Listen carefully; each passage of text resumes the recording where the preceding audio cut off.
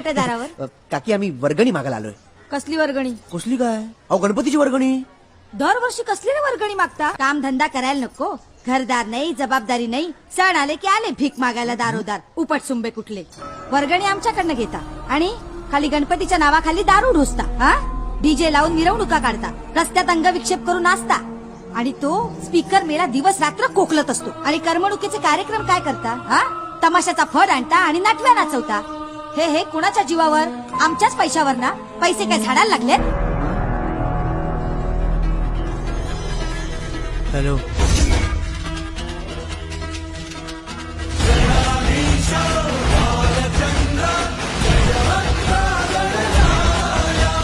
काय बोलला तुम्ही पोरांना? उपट सुंभ. काय करणार आहेस? उपटसुंभ.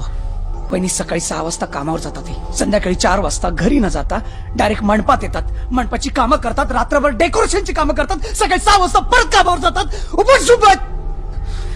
वहिनी, तुमच्या पोराची तुम्ही जेवढी आतुरतेने वाट बघता ना संध्याकाळी शाळेत येता ना, तेवढीच त्याच्यापेक्षा जास्त आम्ही आमच्या गणपतीची दरवर्षी वाट बघतो. तुम्ही तुमच्या नवऱ्याला जेवढं प्रेमाने घास भरवला नसेल ना, त्याच्यापेक्षा जास्त प्रेमाने आम्ही आमच्या गणपतीच्या मूर्तीसमोर प्रसाद चढवतो. तुमच्या लग्नात तुमचा बाप तुम्हाला सासरी पाठवताना रडला नसेल ना, त्याच्यापेक्षा जास्त आम्ही रडतो आमच्या गणपतीच्या विसर्जनाच्या दिवशी. उपटसुंभ. 50 रुपये वर्गणी देता आणि त्याची आम्ही दारू पितो असं म्हणता? घोरपडे, गणपतीच्या 10 दिवसात एक तरी मुलगा प्यायला दाखवा. घोरपडे, तुमच्या डेंगे घालून जाईल मी. आणि ही पोरं आहेत ना, ही वर्गणी मागायला येतात, भीक नाही मागायला येत तुमच्या दारात. एकच सांगतो घोरपडे, आजपासून चाळीच्या गणपतीशी तुमचा संबंध संपला. मंडपाच्या आसपास जर दिसलात ना, आईचा घोरपडे तंगड्यात तोडून गळत बांधतो.